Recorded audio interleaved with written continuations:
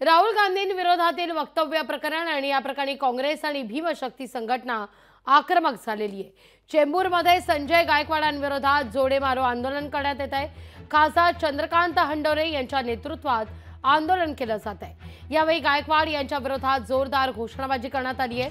गुन्हा दाखल करून अटक करण्याची मागणी जोर धरते।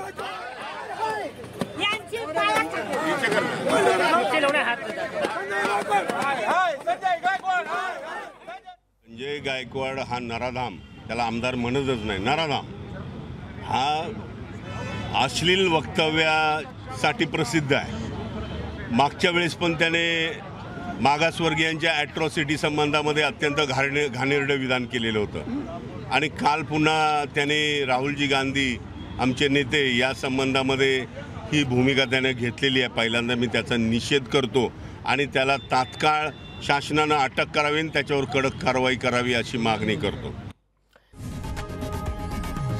लोकशाही मराठी ऐका, पहा, जागरूक रहा।